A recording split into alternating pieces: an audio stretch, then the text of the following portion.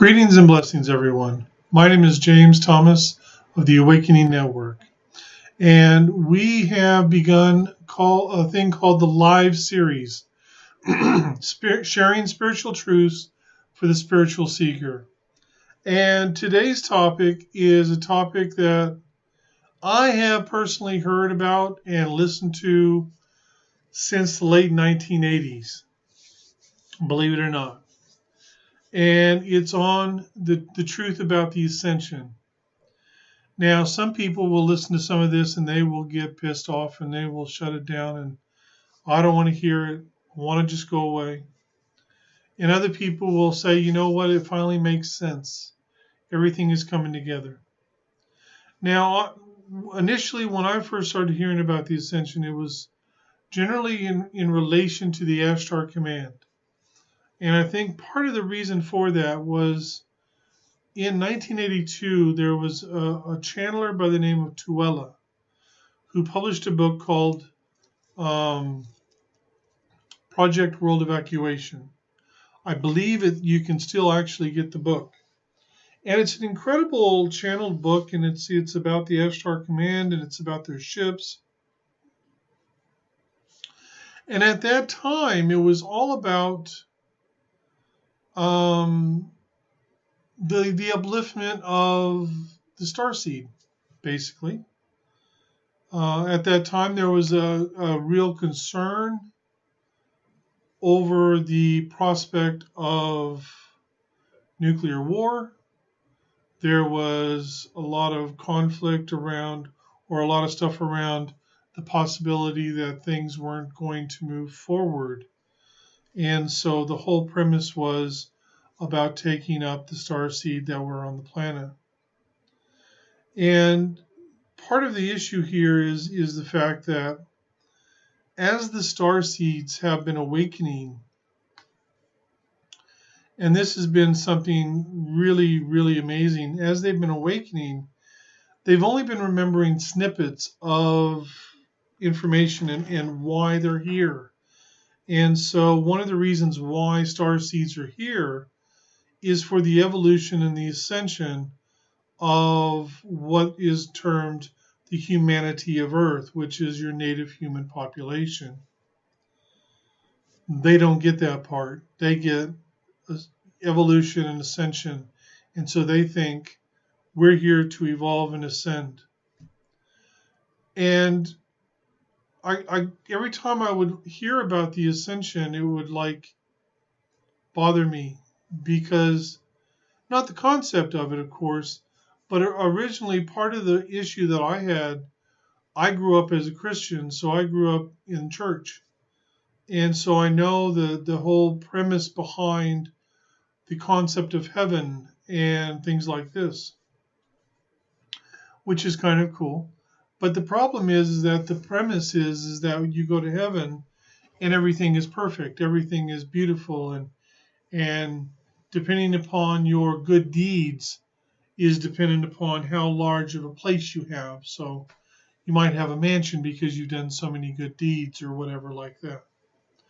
But it's a place of peacefulness and tranquility and perfection and everything like that. And so I keep thinking about this, and I kept thinking about this over and over again. And I'm like, the problem that I was having, and the reason that I kept thinking about it, is because all of these spiritual people, of course, back then they were known as New Agers. All these spiritual people kept making the comment that, oh, we're about to ascend, and when we move into the fifth dimension, everything's going to be perfect, and there's not going to be any duality or density, and everything's going to be perfection. And I'm like, where have I heard this before? And it was the same story, you see. So then I got to thinking about it a little bit more. It's like, all right, let's delve into what is the Ascension all about.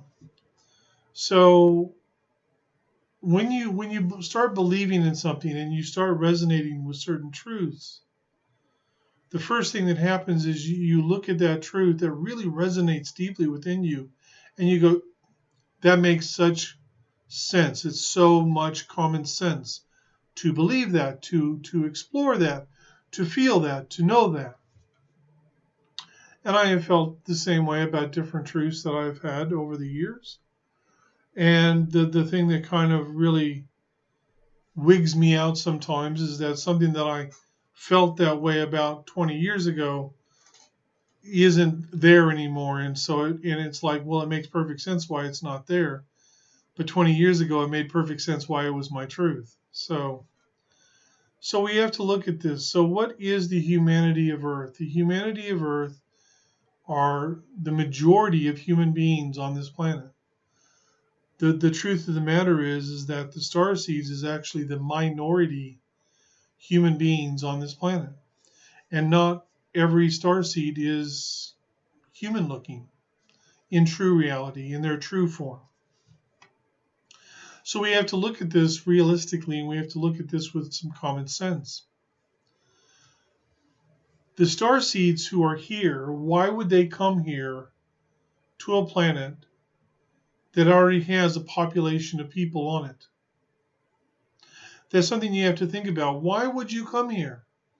Why would you give up your life, your relationships, your family, to come to a planet to completely forget who you are, to completely forget where you come from, to completely forget your abilities, your natural gifts, your natural state, all of these things, to be on a planet? Why?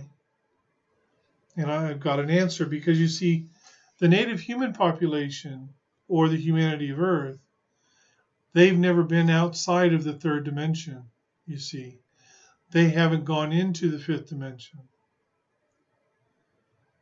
But they're the project that we call Earth. And when I was a Christian, when I was young and I was going to church, I was always told God has a plan for this planet. God has a plan for Earth and for all the people on Earth. And of course, my first question would be, what's the plan? And the first answer back to me is, we don't know. But God knows, and God will reveal it when the time is right. And that never sat really well with me either. But now all of a sudden it made sense to me, because all of a sudden it's like, okay, we've got the majority of human beings on this planet are native humans, the humanity of Earth, which is the way Al Sharon and the High Council of the God Star refers to them as. So we have these native humans who physically, the Homo sapien body, if you will, the physical form evolved on this planet. And then with the Pleiadians' assistance and everything, they were basically gifted the divine spark, which created a soul within them. And as they populated and had children and continued on, then it continued forward until all had a soul. And the thing to remember is that Homo sapiens, they're the winners, okay? There were Neanderthals, there were Nephilim, or giants. I mean, even those people who proclaim the truth of the Bible, even the Bible speaks of Goliath, who was a giant. He wasn't a normal, he wasn't a Homo sapien. He was literally a giant. He was someone different. And then they found bones in Indonesia from a very small race that they actually call hobbits. You've got people in Egypt, you've got people in Peru who have the elongated heads, so on and so on and so on and so on. There's all sorts of information out there. There is scientific evidence that there have been a multitude of different species of human beings on this planet. Homo sapiens is the one who won out. And so the goal of Project Earth is to take the native human population and assist them in evolving and eventually ascending into the fifth dimension. And they would go through the fourth dimension into the fifth dimension. We got a lot of people out there going, we're now living in the fourth density. No, we're not. We're in the third. We're in probably a 3.7. Think of it like this. It's like we're in the third dimension. But let's look at it similar to like a musical scale. You've got 3, 3.1, 3.2, so on and so forth up to 3.9. Then you move into the fourth dimension. So probably during our darkest period on this planet, the densest, the darkest time was probably around 3.4. And now we are sitting at about 3.6, 3.7 on that scale. It doesn't move quickly. Things in the world of spirit generally don't move quickly when you're referring to third dimensional life on this planet. So what we have now is a situation where the star seeds were brought here as teachers. There were catches, of course. You had to forget who you truly are. You had to forget where you truly came from. You had to totally immerse yourself into the life stream of planet Earth. And this started over, long tens of thousands of years ago. Now, generally, we know the starting points as being Lemuria and Atlantis. And they were created as places so that the star seeds could descend their energy, get used to third dimensional physicality, and then begin the process, the reincarnational process of death, birth, life, death, birth, life, so on and so forth. Most star seeds who have gone through this entire grand cycle, the fifth grand cycle, generally has had anywhere between 200 and probably 350 lifetimes. Some have had more, some maybe a little bit less, but generally on average around 300, I would say. Now, that's a lot of lifetimes, and if you think about it, I mean, you're not always here on every moment of every day. So you may live several lifetimes, and then you may choose for a couple of lifetimes that you're going to be a guide for somebody else, or whatever. Or you may go away for a little while and come back, things like this. But generally, a star seed is here for an entire grand cycle, and they commit to an entire grand cycle unless it is very specific. I'm going to live these lifetimes and do these types of things, so on and so forth. The thing is that for us here, we view everything very simple. All right, very, very simple. In Christianity, it was very, very simple when I was going to church. You believe this way, you go to heaven. You believe that way, you go to hell. That's it. There is no other thing. You got to live your life this way or this way, and that's the way it is. And so one learns to try and keep it simple. But in truth, the universe and it is so complex. And the nature of this project is so complex, it's not even funny. And so the Ascension is not here for the starseed. The starseed are not going to ascend from this earth. They're not going to ascend into the fifth dimension. And I'm going to tell you why. And this is so vitally important. I am going to tell you why the starseed are not going to ascend. Because they already have. Let me explain. Let me give you an example in this manner. You have a passion. Maybe it's nursing or engineering or psychology, whatever it might be. And you finish high school and I want to go to uni. I want to follow my passion. I want to get my degree, my master's degree, doctorate, whatever you want to do. So you sign up for university and you go to university and you go into your classroom for the first day and it's on your topic. So you've gone in there, to learn psychology. And so your psychology professor, right, you're so excited. And he's like, well, I know about as much psychology as you do, so we'll learn together.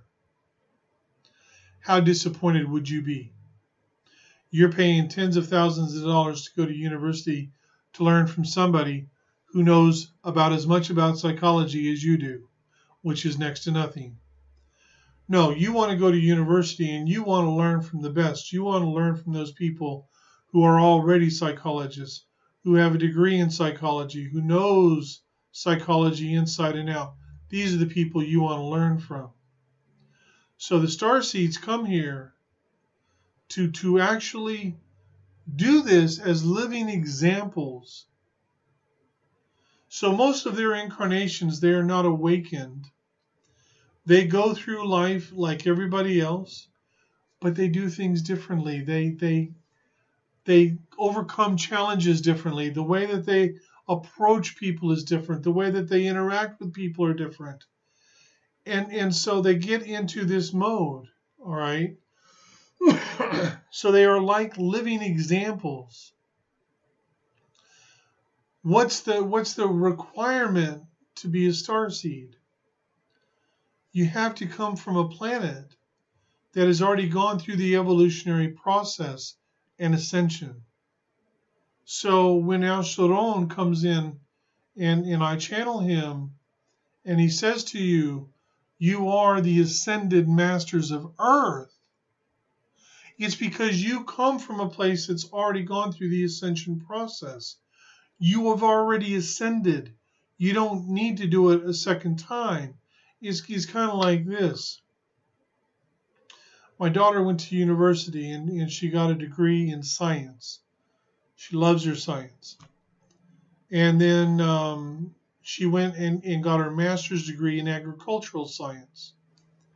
So she's got her master's degree in agricultural science and her bachelor's degree in science, right, in her hand. And it would be like someone going to her and saying, excuse me, I realize that you've already done everything you need to do and you've completed your degree in science and you've completed your master's degree in agricultural science, but I'm really sorry, but you're going to have to go back and do it all over again. How many of you would say, yep, I'll do that, no problem? Not one of you. You would say, I don't think so. I've already done it. I've already completed it. So the star seed, in my terminology, in my phraseology, I term the star seed as volunteers. Because to be a star seed on a planet going through this project, you have to volunteer to come here, and you volunteer out of a place of love, compassion, wanting to see this happen. Now, this is going to be very disturbing for some people. Very, very disturbing for some people. I'm going to tell you now. The ascension for planet Earth, give or take, is probably somewhere in the region of around 4,000 years in the future. It's not today. But here's what's happened. Over the course of the last 100 years, basically, little over, very slowly, star seeds began to awaken. And we can see them in different individuals. People like Edgar Cayce, people like even Madame Blavatsky was, and that's going back to the late 1800s. Jane Roberts in the 1970s, who channeled Seth. Starting in the 70s and moving into the 80s, it started picking up steam, and more star seeds started to awaken. And then we crossed 2000, and then we crossed 2012. And I'm seeing every day, I'm seeing, oh, I've just been awakened for like 3 months. And it's happening more and more. Why is this happening? Because I'm going to tell you right now, when you awaken to the fact that you are a star seed, that you come from a different planet, that you come from a different world, that what you see in the mirror isn't what you see when you're back home.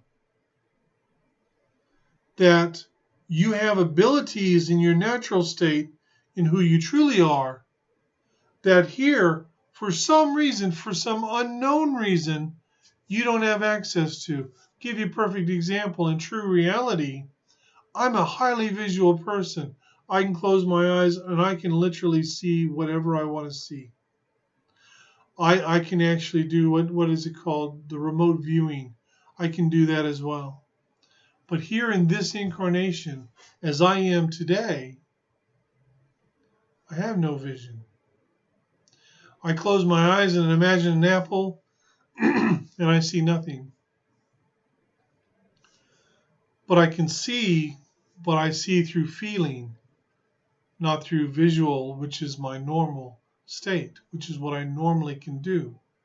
And I don't do that, and I can't do that in this lifetime. And so it's something to be mindful of, and it's something to be very knowing about. Okay? But so why?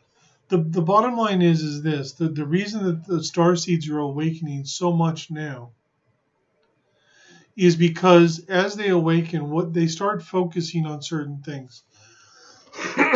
We have a lot of light workers out there that focus heavily on avoiding all negativity, really focusing on bringing in love and light and peacefulness and tranquility and these types of things.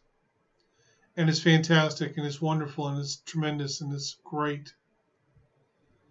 But at the same time, they are also expecting for the ascension, and it's not going to come. And it's important people be told the truth. I had written an article and posted it in a group, and it wasn't my group. I just had posted it. It was about the ascension and everything. And somebody replied to me in the group and said, well, I've had a difficult, my last couple of lifetimes have been really difficult. You can't tell me this. I'm going to ascend. I'm going home. And I'm like, if that's the way you want to view it, that's fine, but it's not going to happen. She got so angry that I had posted this that her final comment was, I'm leaving this group. And I'm there going, this isn't even my group. I don't care whether you stay here or leave or not. I'm expressing an opinion. I'm expressing my truth. If people got to a point where they stopped focusing so much on trying to create the ascension, on trying to figure out the event, if they stopped focusing so much on these types of things and focused within, they would actually begin to accomplish so much more than they are now. And they would actually be able to also access more information than they are now. And that's the bottom line. And sometimes I think there are those out there who are going overboard trying to promote the ascension and promote, the event and things like that to distract people. And that's all it is. It's a distraction. Every starseed has phenomenal information and a wealth of information within them.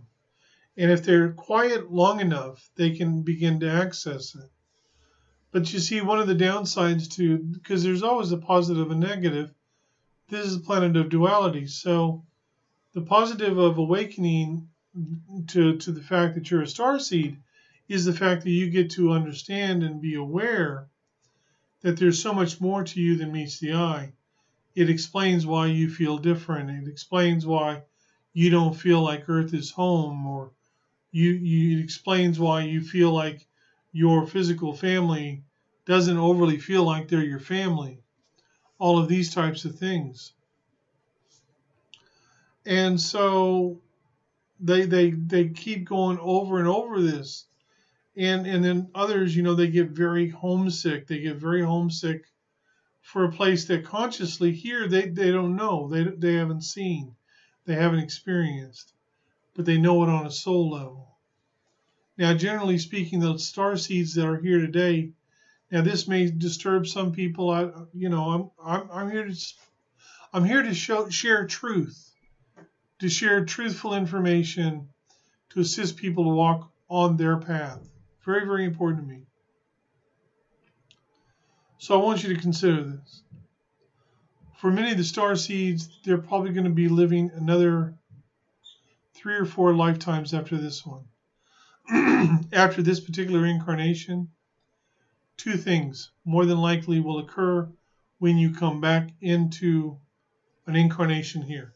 Number 1, on your next incarnation, you will be carrying a great deal of the new energy. If you look at little babies today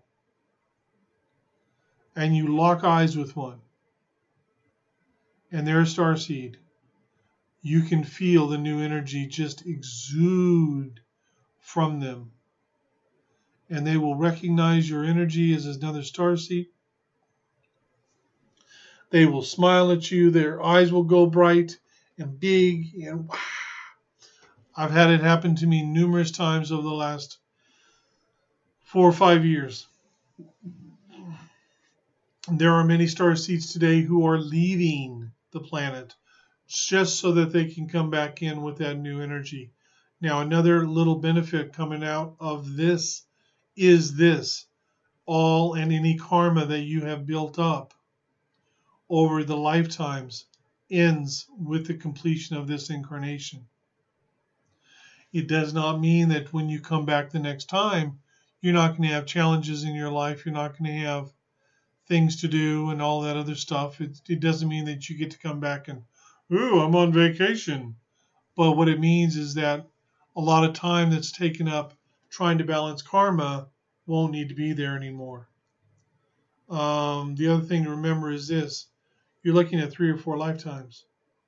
So your next lifetime, more than likely, you're not going to awaken. Because I honestly believe that, now I'm a channeler. I've been channeling for over 29 years. Healer, all of these things, do readings, all of these things that I do. And I'm the first one to say that I believe that probably within about 50 years, 50 to 70 years, you won't have anyone on this planet channeling. There won't be anyone doing readings and, things like that. All of that stuff will kind of fall by the wayside, as we move out of this mode. Because what's occurring now is the star seeds are awakening for a very specific reason. Because their job is to anchor in this new energy, this higher vibrational energy, which is going to assist the humanity of Earth moving from what's known as the age of awakening into what's known as the age of awareness. And that's where we move out of places like poverty and fear and power over each other and all of these things, and move more into a society where people are focused on bettering themselves and focused on cooperating with each other and focused on what is better for everyone. This is highly important. So the truth about the Ascension is that we're not here to ascend as starseed. We already ascended wherever we came from. We don't need to do it again because we've already done it. The other thing to remember is this: this body is a physical body. I can guarantee you that where I come from, I don't look like this. Actually, where I come from, I have pointed ears, believe it or not. Humanoid looking, but pointed ears. And no, not a Vulcan either. And so when the time comes, you will cross over, and that'll be it. And you will move into the upper 4th dimension, which is the near realms around this planet. You have a 4th dimension that is a general 4th dimension, and then there is what's called the near realms around this planet, which is in a 4th dimensional area. Now, for the vast majority of the native human population, the humanity of Earth, when they cross over, they move into 4.3, 4.4 hertz, or the 4.3, 4.4th dimension, in the fourth dimension, they're in that frequency range. Then they do whatever they need to do, and they go through their whole process of preparing for the reincarnation and everything like that. As a starseed, when you cross over, you go into like 4.6, 4.7. So you're not actually in the same area in the near realms as the native human population. Because of being in that higher dimensional framework, you're able to communicate with home. You're able to communicate with the people you need to communicate with to assist you in preparing to return here or into making that choice that it's time to leave. Now, I'm going to give you one last little piece of information. Hypothetically, let's say you're supposed to live another 3 lifetimes on this planet. You cross over after this incarnation. You have all of your faculties. You know exactly who you are. You know where you come from. You know all of these things. And they say, are you ready to go back in? And you say, I honestly feel I do not need to go back in. I'm complete. I'm done. You go home. Think of it in this manner. As a starseed, you are a volunteer on this planet. Now, those from your home may say, no, you need to stay here and complete, another lifetime or complete a couple more lifetimes. I know that for myself. After my last incarnation, which was not pleasant by any means, they came to me and they came to Janice and one more. And it was a choice. We had the choice. We chose to come. And so you will have that choice. But to be honest with you, the way you view it when you're incarnated here, and this is your focus, and this is what you know, and this is your experience, even with being aware of who you are and where you come from, you end up getting over there going, well, I see everything clearly now. Sure, I'll go back, no problem. So, but in truth, 2 or 3, tops 4 more lifetimes, and then that's it. Over the course of the last 150 years, there have been some new starseed who have been coming in. They are actually, cycling in at the moment because they're going to be assisting with the process moving forward into the age of awareness and assisting the human population moving forward towards their ascension. Now, I will say this, when the time comes and the ascension begins, there will only be a very small handful of starseed on the planet.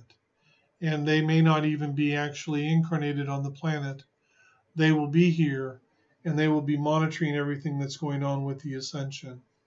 And if there is somebody at that particular time who is not ready to move through that gate, they will go somewhere else where they can continue.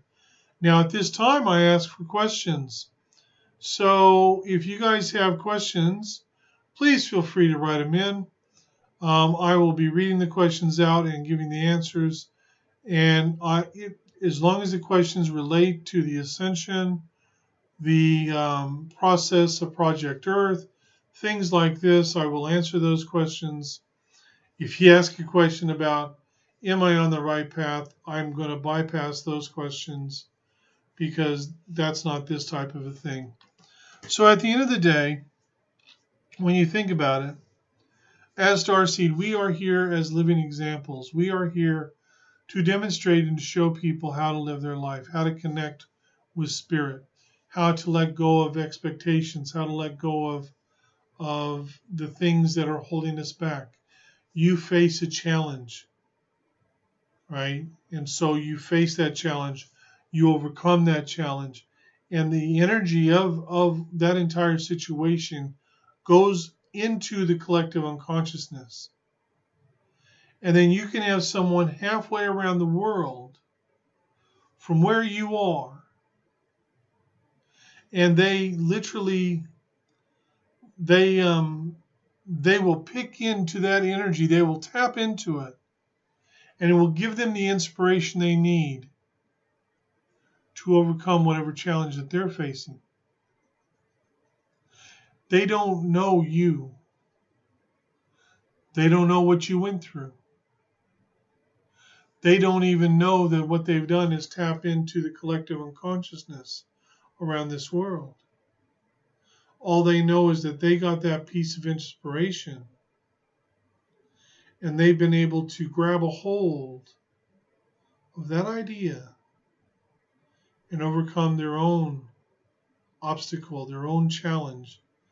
And then when they do that, the energy they've just created, and this can be a native human person, and the energy that they've created from what they've just done enhances the energy you've already put into the collective unconsciousness. And all of a sudden, because of your actions, you're affecting a lot of different people all over the world. And then you sit back and you sit there and you go, I really don't feel like I'm making a difference in anything or with anyone. And the truth of the matter is you're making a massive difference to a lot of people. So our first question is from Beck. When starseeds go to the other side, so they've crossed over, the world between incarnations or the near realms, do they go through a similar process to the native humans, halls of healing, life review, etc.? Yes, they do. They do go through a life review. But generally with the starseeds, their life review is more along the lines of, okay, these are the things you wanted to accomplish. These are the things you actually did accomplish. These things you did not. These things, not a big deal, but this over here, you really do need to include that into your next incarnation. If they have gone through an extremely traumatic lifetime, then it is very likely that they could have gone to the halls of healing or to the medical, I call them the medical facilities in the near realms. I've actually had a tour of one once about 10 years ago, and to give a message to somebody, and it wasn't even for me to give the message, but for someone else to give the message to somebody else. I went and visited a medical center. One of those moments where I actually remembered a dream. So yeah, they do go through many of the same things, but there are a lot of differences because they're at a higher vibrational frequency than the humanity of Earth or the native humans.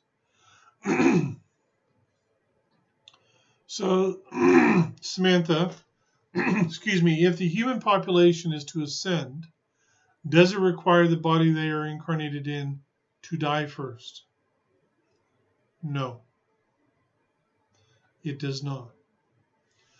When the time comes, in approximately 4,000 years from now, and the humanity of Earth starts crossing over, I suspect, I mean, I don't know for sure, but the information that I've gotten is many of them will cross over with their physical bodies, but their physical bodies will go through a transformational process when they cross over. Others will do it going through the death process. Now, the thing to remember also is this. When the ascension begins and when it starts going on this planet, it's not a situation where these individuals, these people, are going to go, wow, I'm in the Pleiades now. No, they're actually going to still be on Earth. but they're going to be in a higher dimensional, they'll be in the fifth dimension. So imagine, if you will, let's say 20,000 years from now, all of the human beings on this planet have ascended in the fifth dimension. There's been a crossover with animals, all sorts of things like that. Someone comes to this planet who is in the third dimension, who has space travel, and they come here and go, oh, it's an uninhabited planet. It's inhabited in a different dimension, different reality. So, Michelle, is it normal for a starseed and a human to have a strong bond that you share lifetimes with that human to assist them in their growth? Or is it more likely starseed seeks starseed in partnership? The thing is that part of being here as a starseed is we fall under the same guidelines and same rules as the native human population. So we have had to deal with karma. We have had to deal with, all sorts of things like that. So, just because one person is a starseed and another person is not, does not mean that they wouldn't be attracted to each other. It does not mean that they couldn't have an agreement between the two of them. It also doesn't mean that they couldn't be soulmates. What a soulmate is basically someone you have shared many lifetimes with. You have a relationship with them through a multitude of different lifetimes. That's a soulmate. What's a soulmate? Like if you're referring to someone in Australia or New Zealand, we normally refer to a friend as a mate. So a soulmate is someone that you are very well familiar with. I don't know whether I would necessarily use the word normal, but especially before people awaken, they don't really think about connecting on that level. And there are many people who are starseeds who are married to what we would term a native human. And they are happy, and that's where they're meant to be in this lifetime. We go through that. So it is very possible. Catherine. Oh, now this is going to be trouble, I know. Last week, a being known to me only as Gary, for various reasons, or rather one in particular, came and spoke. Will he give up his other known name or names? Unfortunately, that has nothing to do with the Ascension. And I'm not familiar with Gary, so... Oh, okay. I have no idea. Jenny, how does negative energy draw you down? Or negative energy people bad luck charms, so to speak? Negative energy draws you down because negativity, fear, trepidation, things like that are very dense energies, very dense emotions. Laughter, happiness, love, excitement. These are very, buoyant energies, higher vibrationally. If you ever watch sports, and I played a ton of sports growing up, you watch a football game, American football game, like a college game, like Michigan versus Michigan State. And you watch the game, and at the beginning of the game, the players on both sides are all pumped and they're ready to go and give everything that they are and everything like that. And at the end of the game, let's say Michigan wins by 20. And the Michigan players are jumping up and down and high-fiving each other. And they're, yeah! And the Michigan State players, they look like death warmed over. They have no energy. They feel lethargic. Do you see what I'm saying here? So negative energy can draw you down because it's a denser energy. Now, you mentioned negative energy people being bad luck charms. I wouldn't necessarily say they're bad luck charms. They are choices. Some people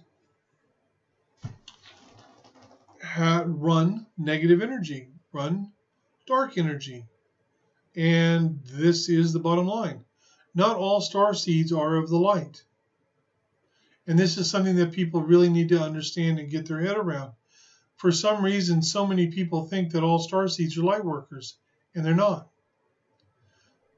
And so those people with a lot of negative energy, I stay away from. I don't care who they are. I stay away from them. I don't talk to them. I don't deal with them unless I have to. And I always make sure I protect myself if I have to be around them. Because they're not bad luck charms. And I'm not even saying that they're doing it intentionally to bring harm to you. But it's something to be mindful of. Now, Michelle, will Ascension see us having more interaction with spacecraft? I often look to the sky and wonder why we don't see spaceships as visibly as we do planes. Will we have spaceports like you see in TV shows? I feel that is where we will head. It's interesting that you should put your question quite like that. Because I believe that we will have things like that long before the Ascension. The thing is that I believe what we have to look forward to on this planet, and I'm certainly not going to say that it's going to happen in my lifetime, but what I do believe that we will eventually have is something kind of like what we see in Star Trek. Now, having said that, let me give you a little piece of information about Star Trek that you may or may not know. I have mentioned this once before. My son showed me a book. My stepson showed me a book. And I should ask him if he still has that book, actually. And it was called The Only Planet of Free Will Choice. And it was a channeled book. And he wanted me to see the first chapter. And I was really quite amazed at this first chapter. And the reason that I was so amazed was whoever the person was that was channeling, whatever being that was being channeled, apparently they were an extraterrestrial entity, which I know quite a bit about. Basically, one of the people in the audience that was asking questions and getting information in this channeling was Gene Roddenberry, who is the creator of Star Trek. That's where we are headed, in my opinion. And so the thing is, and I think the thing to remember is, if you are looking, you will see. I see ships. I've seen ships everywhere I've lived. Even my son today said that he has seen several in the last couple of weeks around here. Janice and I both have seen them here. We've seen them over the ocean. We've seen them over the mountains. We've seen ships traveling all over the place. So they are there. And I don't know how it's going to unfold. I believe that is still under advisement because it's going to depend upon the choices that people here make. I am hoping that it doesn't go in the same vein as it went in Star Trek, where they ended up having a limited nuclear war on the planet before they decided to put all that crap away and go from a place of love and cooperation and things like that. But we will see. I have no doubt that plans are being made above for this. And if you listen to people like Corey Good and David Wilcock, there are already plenty of ships out there operated by the U.S. government and stuff. So we will see. But it should prove to be very interesting nonetheless.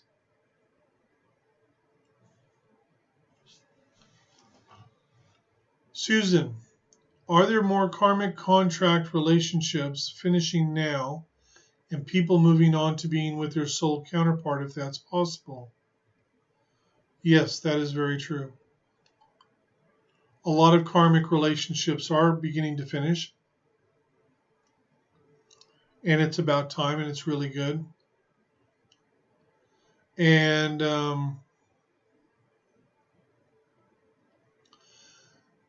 sometimes it's a situation where it depends. There's a lot of different variations. It also depends upon your soul contract, but it's like it could be a situation where you finish a karmic relationship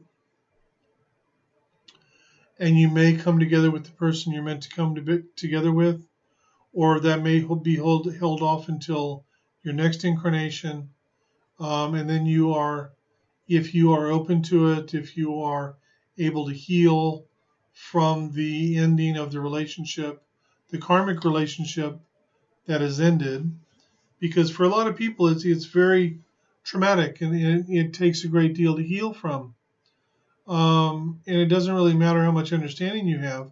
When you share your life for many years with somebody, and then that ends, it's very traumatic. But there are a lot of karmic contract type relationships that are finishing now, yes. Jenny, so there is dark energy and evil soul seeds. Well, there are dark workers, what I term dark workers. I wouldn't necessarily say evil soul seeds. That is one phraseology, but there are dark workers like there are light workers. And they're here for different reasons. Overall, all the star seeds are here for the same reason. We will have a live series on star seeds and the different kinds of star seeds and things like that. But there are dark workers for certain, yes.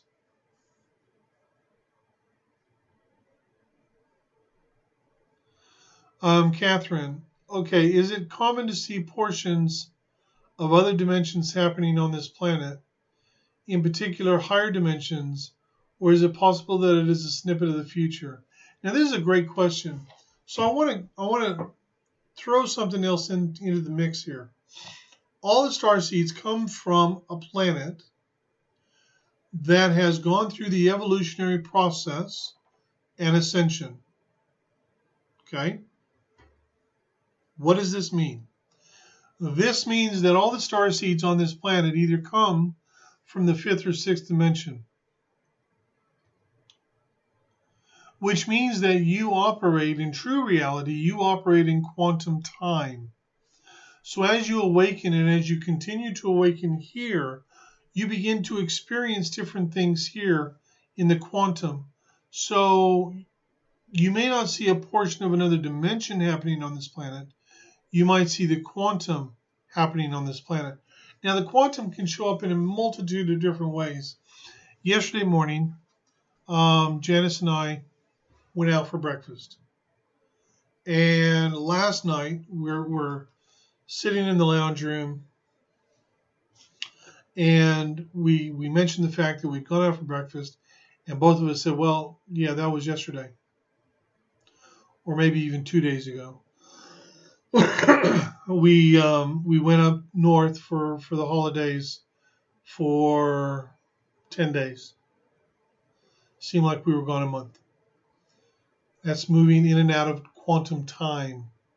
So yes, it is very possible for that to happen, but it's actually you accessing your own quantumness.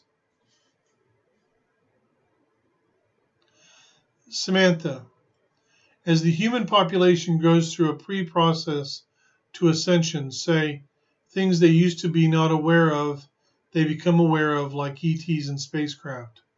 Yes, because the bottom line is, what's the first equation here? Evolution. I want you to think about it. When I was a kid, I am 54 years old. I hate to say it, but in less than a month, I will turn 55. When I was a kid, their scope was like Mercury Pluto. Nowadays, Pluto is not even classified as a planet. Even 10 years ago, they didn't know what they know today. They are finding exoplanets out there. They are finding planets out there that they know have life. It's not a fantasy, it's reality. So, as this evolution continues, and think about it. Think about this for a moment. I remember being a kid. Okay, I remember in 1969 sitting on my lounge room floor that was not carpeted and watching the moon landing on TV. I remember using a rotary phone. I was amazed in grade 11 that someone had a personal computer who was over the moon because he had 8 megabytes of RAM. We had these old Apple II computers in high school, and you had to go into Mr. Graham's class before school to do computer work. And there was only 2 of them because I did it. 5 years later, they had an entire computer room. And now, like my computer today that I'm doing this live over, is a single piece. There's not even a tower. It's a single piece with a mouse and a keyboard as well. It's changing so much. All of a sudden we got mobile phones, and initially they looked like bricks. And now it's like we get these mobile phones that take better pictures than cameras. And you can access the internet, you can access your bank, you can access Facebook, all these things. Technology is growing exponentially. And just think of this. This is what we know about. I'll give you a hint. Bluetooth. All of us know about Bluetooth, or most of us, I would say, know about Bluetooth. It comes on our computers. It comes on our phones, Bluetooth. They had Bluetooth for over 20 years before it was released to the public. So imagine what they've got today that you don't even know about. Think about it that way.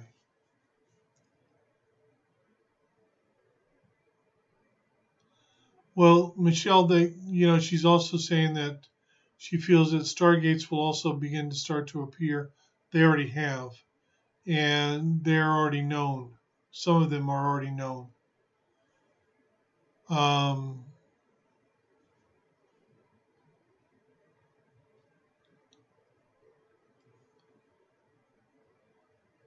So we are going to finish our thing right here. This is on the truth about the Ascension. I want to thank everyone for coming today. Thank you for your questions. I hope you enjoy this. This is just the first of our series of programs. We're going to do this once a fortnight. And have a wonderful day and enjoy yourself.